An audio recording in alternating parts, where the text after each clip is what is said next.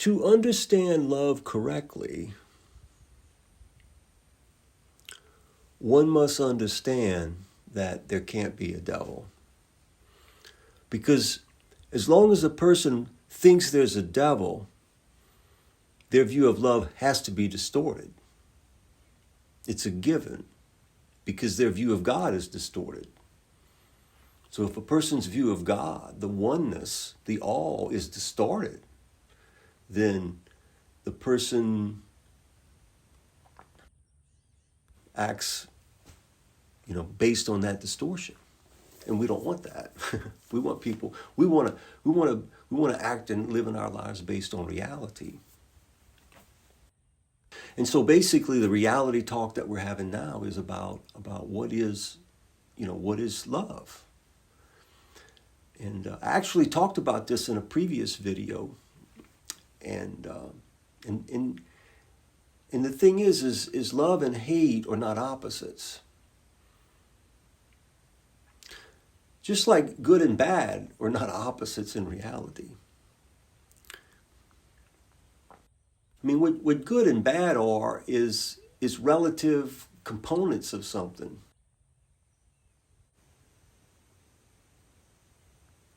But you could have some good effect and some bad effect at the same time, is what I'm saying, is they're not opposites.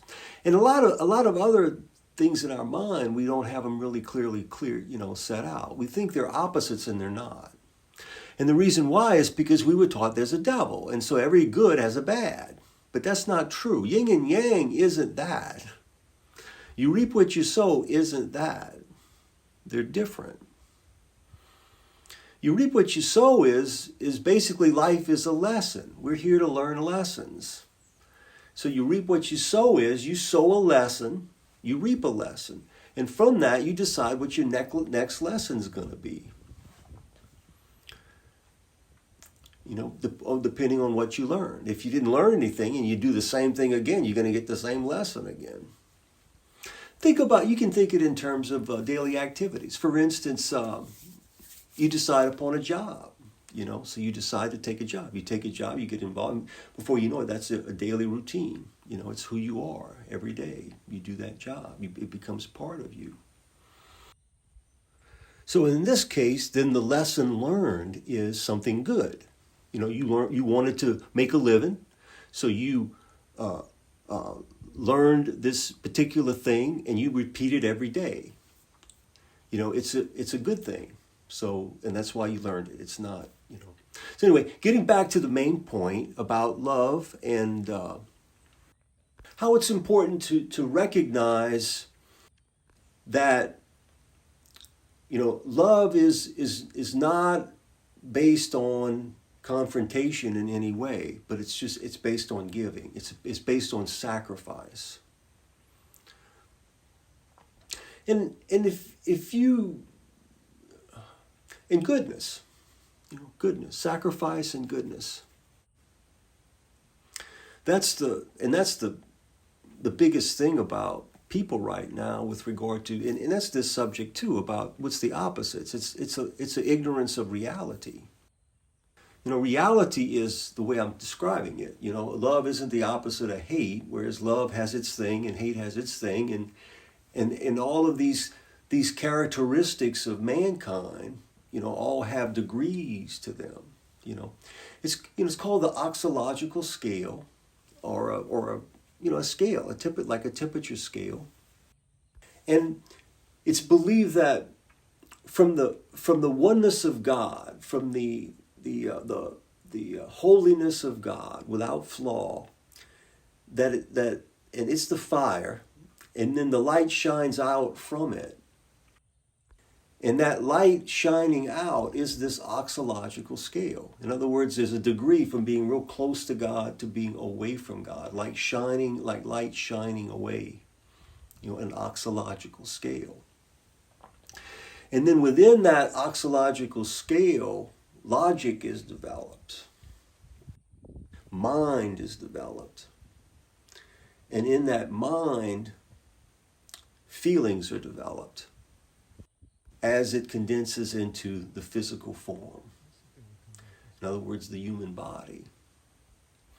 In other words, in the spirit world, mind is reigns supreme.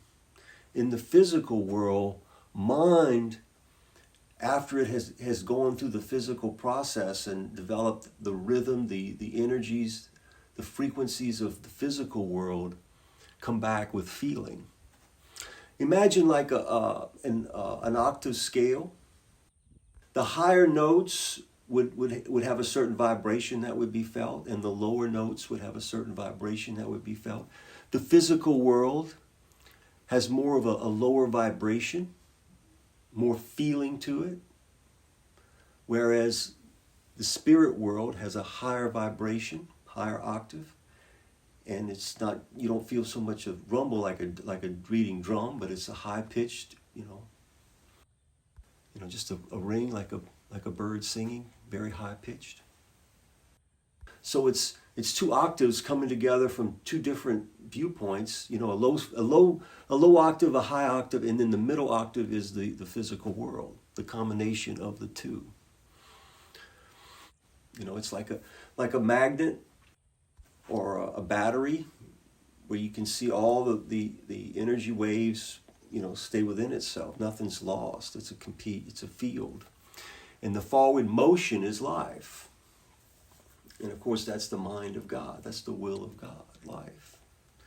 And there's only one life. And so every one of us is but a particle of the will of God. And the will of God is that his oneness will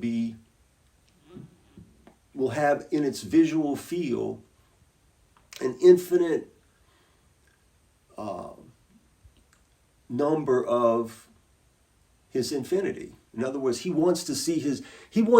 God wants to live every one of his lives, and he does that because that's how he gives us life, by living a life.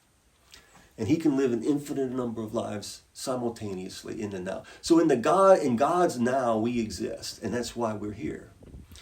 And when we die from our physical body, it's because we died in the now, the God in the mind of God now. And so when we die or we leave this physical body, in this physical world we're in now, when we leave here, what happens to our essence? Well, that essence is up to what the mind of God thinks it's worth. What can I do with this? And so he does something with it. And hopefully we develop ourselves into something that have some dreams and some hopes and so forth that put us in a position where we can step right into the next thing we want to do. For instance, if we want to live on earth forever and have children and have a wife and have a family and have a farm and grow vegetables or whatever it is that makes you happy, then learn how to do that. Develop those skills. Because that's what, and if you can't physically learn how to do it and develop those skills, be interested in it, read about it, dream about it.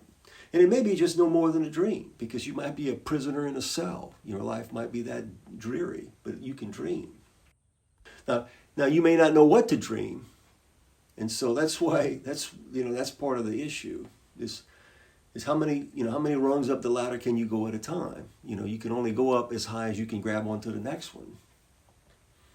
And that's it. You can't jump higher than, and that's why you can see think of the process of children growing, though. You see children growing from youth, from an innocent mind, ignorant mind, willing to take risks because of that ignorance, learning, growing, and those minds tend to come up with ideas that you wouldn't necessarily have thought of. And that's what this is about. It's about growing and being actually mature men and women. Because that's what that's what the world is demanding now. The world is demanding that we have some mature spiritual men and women in charge of the wealth, of those major decisions that need to be made. Right now, it's something else. Exactly what it is, I'm not too sure, but it's not that, and that's what we need. We need a theocratic republic is a good word for it. It's theocratic, spiritual-minded people in truth, not in not in ignorance, but true theocratic, as we, as like I'm describing and better, there might even be a better, more simple explanation of the relationship between us and God.